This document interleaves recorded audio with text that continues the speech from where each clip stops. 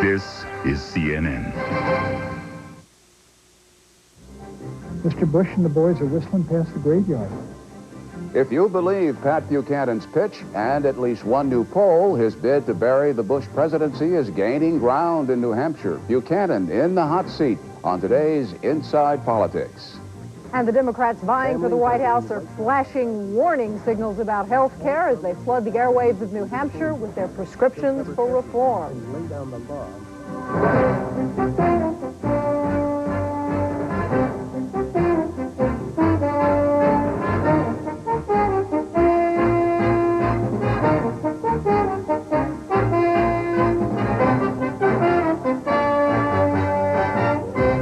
This is Inside Politics 92 with Catherine Crier at the CNN Center in Atlanta and Bernard Shaw in Washington. Our in-depth coverage of Campaign 92 in a moment, but first, the latest news from the trail with Susan Rook in Atlanta. President Bush was on the road today trying to gain support for his plan to revive the U.S. economy. Mr. Bush is urging an end to political carping, but it appears battle lines are being drawn along political lines. Mr. Bush addressed the National Grocers Association in Orlando, Florida. While asking for their support, Democrats in Washington fired back. Mr. Bush is dismissing many of their arguments. Meantime, President Bush says he has no hard feelings after going toe-to-toe with Colorado Governor Roy Romer. The Democrat blasted the president's economic recovery plan during a White House luncheon. The president's spokesman says Romer pulled a cheap trick. Later on Inside Politics 92, we will hear from GOP presidential hopeful Patrick Buchanan. Buchanan unveiled his latest commercial today attacking the Bush administration. Bush promised. Read my lips. No new taxes. Bush promised to cut spending, but our national debt has gone up $1.1 trillion. Bush promised us jobs, but our unemployment has tripled. Now Bush is promising to fix the recession. Can we afford 4 more years of broken promises? Read my lips. Send a message. Read our lips. Vote Pat Buchanan for president. Paid for by Buchanan for president. And Patrick Buchanan is asking for the heartiest helping when the Federal Election Commission dishes out more federal matching funds next month. Buchanan asked the FEC for more than $1 million. This, according to papers filed by yesterday's deadline. Until now, he's qualified for $100,000 in matching money. George Bush, the leader in the quest for campaign cash, is pitching for another $600,000. And on the Democratic side, Bill Clinton leads the pack, asking for more than $663,000 in federal funds. Bob Kerrey wants more than $438,000. Tom Harkin's request is in the $720,000 range. Paul Tsongas seeks some $202 in matching $1,000 in matching funds. And Jerry Brown is looking for nearly $160,000 from the government. Well, it may not be as flashy as Bono's football, but a new Paul Tsongas commercial for National Health Insurance tries to remind voters that Paul knows health care. America has a health care emergency. Families are being wiped out by rising health care costs. Paul Tsongas will act immediately to change all that. He'll cover everyone and lay down the law on costs. Instead of letting government bureaucrats run the show, Paul Tsongas will make private insurers compete to get costs down. Paul Tsongas knows about health care. The Tsongas ad responds to a Bob Kerrey commercial touting government-controlled national health insurance. Tsongas says his plan will not let government bureaucrats run the show. Bob Kerrey was talking about taxes today, even though he's been criticized for proposing a payroll tax to pay for his health care plan. Campaigning in South Carolina, Kerrey said new taxes also might be needed to improve roads, bridges, and communication systems. Soon there may be a few more people on the bus for one of the Democratic campaigns. The Clinton camp is the first to ask for protection, and the Secret Service says just say when.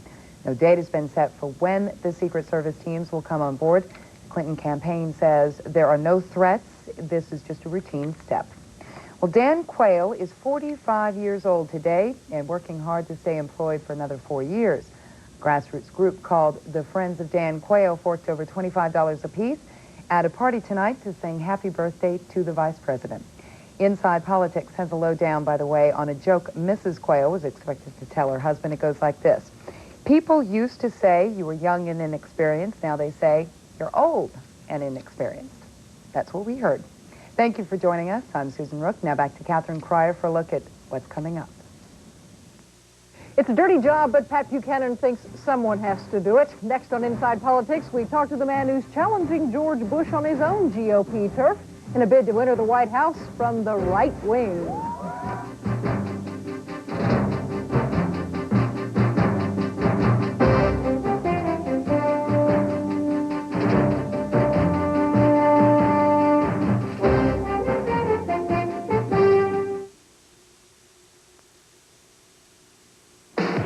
From Hollywood Pictures. We need help. Don't you presume to tell me how to follow up. Sean Connery is a doctor determined to make a difference. I found a cure for the plague of the 20th century, and now I've lost.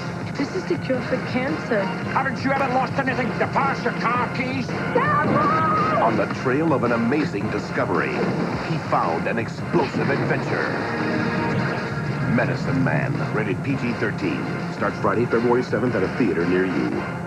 Cutbacks continue. Recession. Politicians. Crime. Pollution. Daycare. Not having any time. Job insecurity. You never needed it more. A new extra-strength pain reliever made to get today's tough headaches before they really get you. 1,000 milligrams, stomach guard, and the name Bayer. That should ease your mind. Introducing new extra-strength Bayer Plus. Now there's no pain you can't bear. At GMC Truck, our only business is trucks.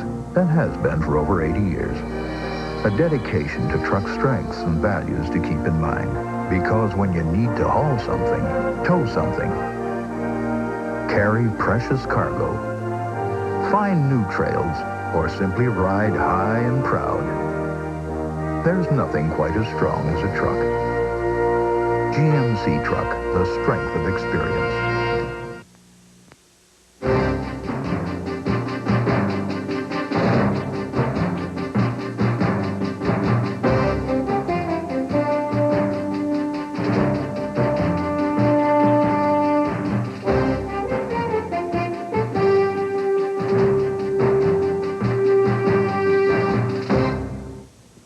He's made a name for himself by rolling a political grenade or two across the stage, and now Patrick Buchanan is slinging his arrows directly at George Bush, hoping to knock him out of the Oval Office, or at the very least, knock him farther to the right.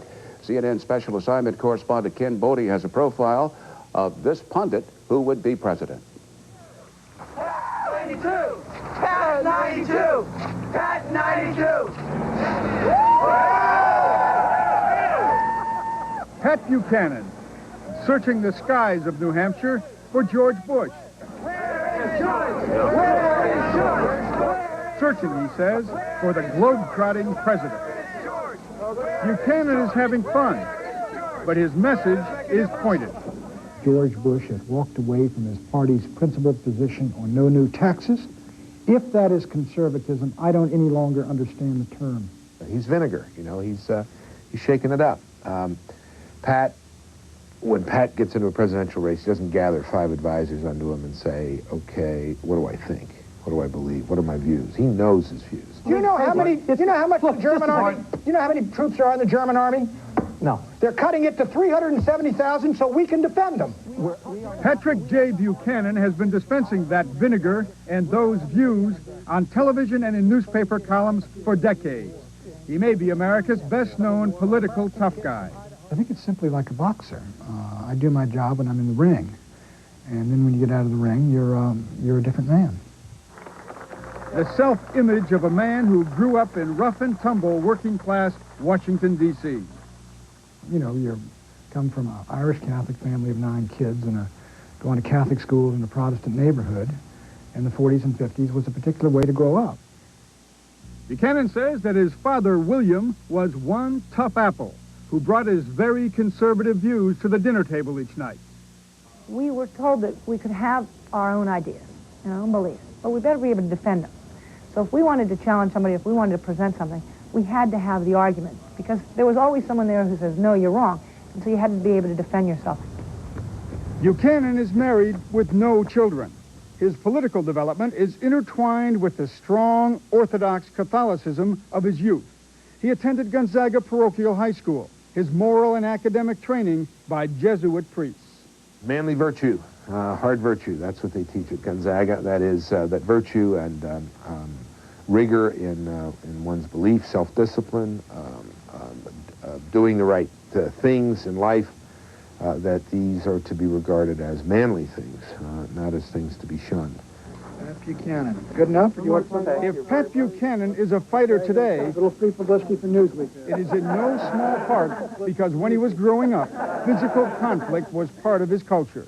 And there were a lot of brawls and battles and not too many fights with your brothers. You never fought with your brothers, really. But with people you didn't know. As a college student out on a date with a beer or two too many, he was picked up for speeding and got into a brawl with the cops. Buchanan was left with a broken hand and under arrest. It was quite an incident, and it resulted, as I told someone, I lost my scholarship to Georgetown. I was out of ROTC. I was out of school. I lost my girlfriend. I was facing prosecution for assaulting 2 police officers. I was a social pariah in Northwest Washington. I was flat down, as low as you can get. And that's when I decided to go into journalism. Buchanan's political pedigree runs from Barry Goldwater through Nixon to Ronald Reagan. From his position as a Nixon speechwriter, he was loyal and pugnacious right to the end of the Watergate scandal. Richard Nixon once told me, Pat, you know, all these people are all for us.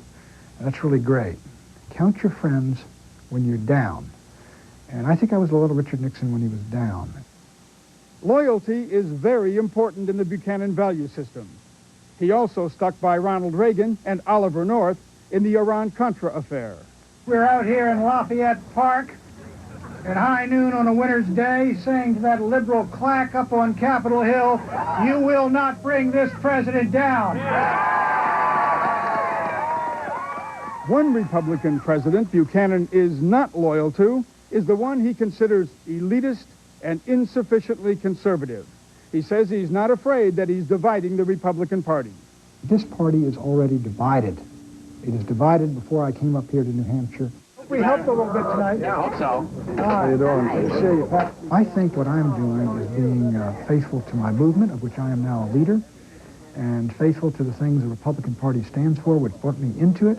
I mean, you got to question what the Republican Party is then. I'm for the party of Barry Goldwater and Ronald Reagan. And that's not what's running the show down in Washington. And George Bush, excuse me, my old friend, is responsible. The full impact of Pat Buchanan's campaign may not be known until the fall. There have been 4 incumbent presidents challenged in the New Hampshire primary: Harry Truman, Lyndon Johnson, Gerald Ford, and Jimmy Carter. None of them won in November. Ken Bodie, CNN, Special Assignment. And now we get the Buchanan story from the man himself. Pat Buchanan joins us from Manchester, New Hampshire. Mr. Buchanan, welcome. I read that your campaign motto is, let the bloodbath begin. An interpretation, please. No, Catherine, that was the motto that was suggested for me in 1988. We're not talking the bloodbath here. We're talking about bringing the Republican Party back to its basic principles I think Mr. Bush has walked away from. Well, you said the goal is not only to unseat George Bush, but in fact to change the direction of the conservative movement. What's wrong with the movement? What's wrong with the Republican Party? Well, I think Mr. Bush has gone to Washington to become the biggest taxer and the highest spender in American history. And I don't think that's conservative principle and philosophy as I understand it. And one of the reasons we're running up here is because that's not a record we can really consistently defend. And so I think that, you know, we're trying to make the case against him. But now, is this lumping George Bush and the Republican Party all into the same bag? Cut it off. What is the problem with the party itself? What direction are you trying to achieve? Listen, Catherine, I sort of made up my mind a little while ago that it was no longer enough to simply try to move George Bush to the right or to the left, that George Bush had made up his mind he was a big government Republican. We've seen even in his brand new budget, secreted in there is some $52 billion in new spending and $25 billion in new taxes over the next 5 years.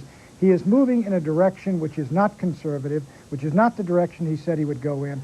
And I really think it is time our party turned to a new leadership of ideas, a leadership, I think, which will take the nation back on the road to economic freedom. The main problem this country faces, and you really see it in spades in New Hampshire, is that there is too much government down there in Washington in terms of taxes, regulations, and all the rest for the national economy to get back on its feet, and we got to reduce it. What if your efforts to unseat George Bush bloody him so badly that it turns the White House over to the Democrats? I don't think anything like that is going to happen. First, Mr. Bush is vulnerable today because of his own decisions. He walked away from the principles of the Republican Party, and that's why a lot of Republicans up here who are hurting are ready to vote against him. But secondly, if Mr. Bush does win the nomination, he will have been awakened to the reality up here and the reality in America, in part by Pat Buchanan. And I will have put together an army of young conservatives who are not going to go for Bill Clinton or Tom Harkin in the fall. They will be available to the Republican nominee if he runs on traditional conservative Republican principles. And I've made this pledge, Catherine, that if I do lose the nomination, I will help put this party together for the fall election. Let's talk about the campaign itself. I've heard Republicans, some say Bush operatives, setting you up at 40% in New Hampshire to try and create unrealistic goals to show you're failing. What is a success in New Hampshire for you? You know, Catherine, one of those Bush operatives was my old boss, Richard Nixon. There are numbers being floated all over, and I'm really not going to get into the numbers game. There is no doubt now, according to all the polls, that in the last week, which was Mr. Bush's biggest week with his State of the Union, we made incremental gains, and Mr. Bush lost a number of people to undecided. Now, he is far, far ahead, but there are enough undecided, enough Buchanan voters, I think, and enough soft Bush voters to make this a tremendously dramatic contest on the 18th of February. You folks in Washington will probably say whether Pat Buchanan won or lost or did well or badly, not me. I don't know what the figure is, but I do know we're driving the national debate, and I think we're conducting a winning campaign up here. But you have to decide what's a success to carry you on to the South or to the remainder of your campaign strategy, and how does Pat Buchanan move south? We go next to Georgia, I think, because the Bush people have kept us off the ballot in South Dakota, which is the next week. We go to Georgia, but Catherine, we're going in any event. We're going to fight all the way to the convention. What New Hampshire decides is only one thing. How much propulsion, how much energy do we come out of here with? If we come out with what is seen in America as a win, I think we can ignite this whole country. And we're still looking forward to some terrific returns on the 18th of February that'll take us right into Super Tuesday, which you're dead right will be the big battleground for the Republican nomination. There's a comparison that is made repeatedly about you and another Republican, allegedly Republican candidate. It was highlighted today in Doonesbury when Gary Trudeau ran a cartoon with his character Duke talking to, in fact, David Duke, and said, quoting you called Hitler an individual of great courage, extraordinary gifts, and David Duke was challenging your corralling that particular territory in his own campaign. What about the comparisons between you and Duke? You know, Catherine, that's the first comparison I've heard, I guess, in the last 6 weeks. Anybody who equates Pat Buchanan and David Duke in any way, it seems to me, is giving a measure of his utter ignorance of the differences between the two men. No New Hampshire voter has ever come up to me and suggested Pat Buchanan and David Duke are alike. Everybody up here and everybody down south, I think, know what David Duke has stood for and what he stood for in the past, and they know Pat Buchanan is a Barry Goldwater, Ronald Reagan, and Richard Nixon conservative, and that's not Mr. Duke, and Gary Trudeau notwithstanding. What about a friend of yours, Bill Buckley, who says he can no longer defend charges of anti-Semitism directed at you? Mr. Buckley said he did an exegesis on a dispute I had with a syndicated columnist at the New York Times, Mr. Rosenthal, where I cleaned Mr. Rosenthal's clock, and Mr. Buckley did an exegesis on that battle 18 months ago. So what do you say to worried members of the American Jewish community? Well, you know, what I say to worried members of the American Jewish community is if you're fighting against discrimination against Jews and quotas and things like that, which have traditionally been used against Jews, you don't have a better friend in the United States of America than Pat Buchanan, who thinks they're outrageous. With regard to the state of Israel, I think it ought to be secure and at peace, but I believe that all the people on that piece of land are entitled to self-determination.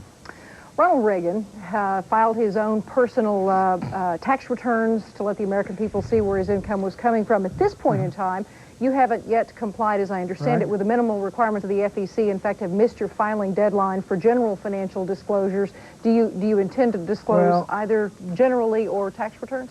Well, that's, I had not known that I had missed any kind of deadline to the FEC. As a matter of fact, we're doing extremely well there. We filed for matching funds just yesterday, and we met our deadline in 3 weeks.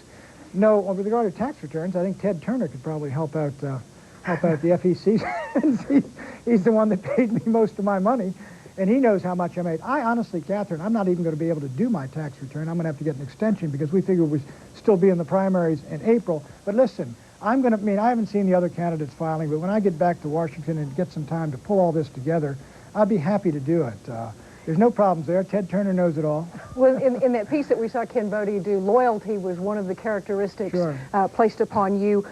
Certainly loyalty to the conservative cause, the Republican Party. But George Bush himself, do you really dislike George Bush as much as it seems? Yeah, I've not only in speech after speech and statement after statement, let me say this. I like George Bush personally. I think he's a man of integrity and honor. I've been a guest at the White House and the Vice President's mansion. I've had lunch with him over there. I like the man, and I'll tell you this, and I bear no grudge whatsoever to him. I just have come to the conclusion that George Bush is basically a Rockefeller Republican, and I'm a Barry Goldwater Republican, and my movement's in trouble, and he is moving the party in a direction I have fought my whole life. And I couldn't let that happen, Catherine. That's why I'm up here in New Hampshire running a 10-week campaign against my old friend. But nobody in my campaign that I know of has said any disparaging personal word against the president, and they won't. And so, and that's the kind of campaign running, and it's going to be successful, but we are trying to take away his job. Well, Patrick Buchanan, we will continue to watch along the campaign trail. Thanks for joining us. Thank you. And more on Inside Politics right after this.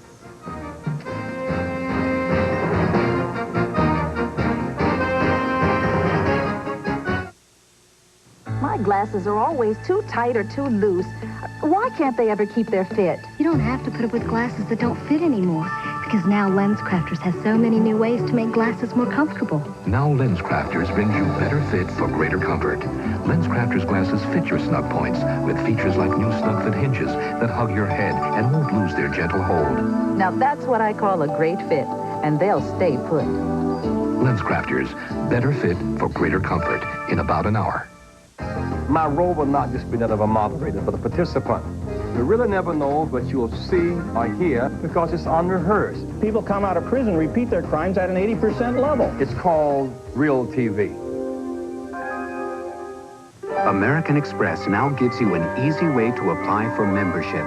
All you have to do is call. Can I apply for the card over the phone? Yes, you can. All I'll need is some information. Great. For those who qualify, the card comes with a world of privileges. Privileges that give you an extra measure of financial flexibility. Do you like it? I love it. Then we'll take it. Privileges that extend the free repair period offered under most manufacturers' warranties. Privileges that include help when you need it. American Express, I lost my wallet, my cash, and all my cards. We can have another card for you by tomorrow. American Express? To apply, simply call 1-800-THE-CARD.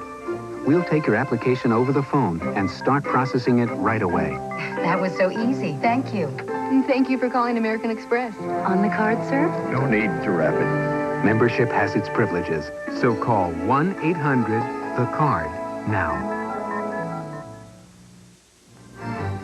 Now appearing in a town or city near you, a candidate for president. Jerry Brown, Pat Buchanan, Tom Harkin, and Paul Tsongas are in New Hampshire today. Senator Harkin also was in Washington, D.C. earlier today.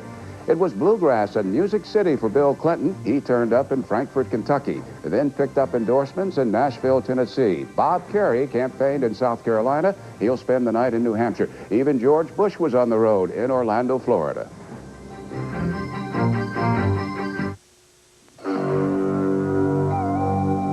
The BBC, Turner Broadcasting, and Time-Life Video dare you to take a walk on the wild side with Trials of Life, the gripping, award-winning nature video series that exposes the struggle to survive through uncensored, shocking photography.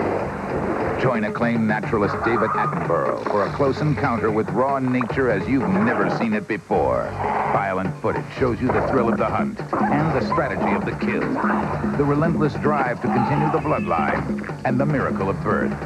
Call now and receive Hunting and Escaping for $9.99 and see up close why the law of the jungle is kill or be killed. Try Hunting and Escaping. If it captures your interest, you can get other videos about every other month.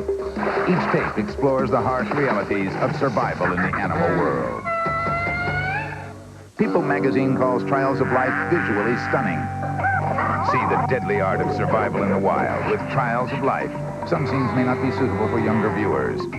Take a walk on the wild side with Trials of Life. Call now to order Hunting and Escaping for $9.99 and find out why we call them animals.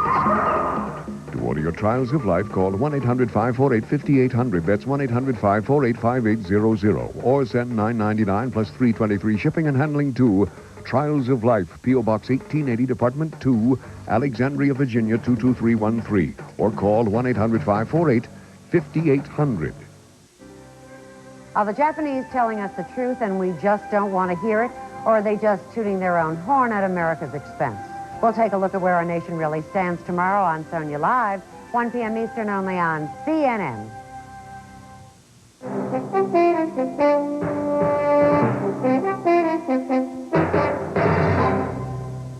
Well, sometimes just saying no isn't enough. A write-in campaign for Mario Cuomo has started in New Hampshire. Organizers say they've mailed write-in instructions to every Democratic household in the state. There's a large Cuomo ad in today's Manchester Union Leader and plans for television commercials. Tomorrow on Inside Politics 92, we'll pay a visit to that draft Cuomo headquarters. We'll also ponder the fate of other big-name Democrats who may be waiting in the wings. That's it for Inside Politics 92. I'm Bernard Shaw in Washington. And I'm Catherine Crier in Atlanta. Thanks for watching. Good to see you. How you doing? Pat Buchanan. Good enough? You want to Thank you very much. Okay, here we go. Pat Buchanan.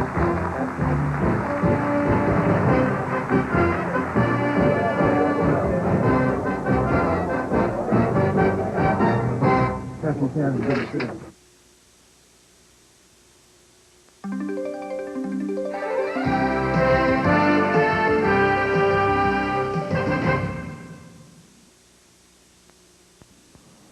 What is the most important reason for making new ABC seamless siding a part of your home? Is it to cover up the cracks that allow cold air to seep into your walls? These cracks make your furnace run more in the winter, your air conditioner run more every summer, and that is costing you money. Or is the most important job of ABC seamless siding to eliminate painting? This old wood siding has to be painted every few years, and wait till you see what good paint costs nowadays. Which is the most important reason to apply ABC seamless siding? To insulate or to end paint? It doesn't matter which is more important because you always get both. Before we apply ABC seamless siding, we first apply insulation. It's like wrapping your home in a blanket. Our insulation keeps the cold out in the winter. It keeps your air conditioning inside in the summer. Over this insulation goes your tough, new ABC seamless siding. It's made of 29-gauge American-made steel, galvanized, Bondurite treated, epoxy-coated, and finally a thick 5mm vinyl finish is applied. That's 3 times thicker than other finishes. This finish carries a lifetime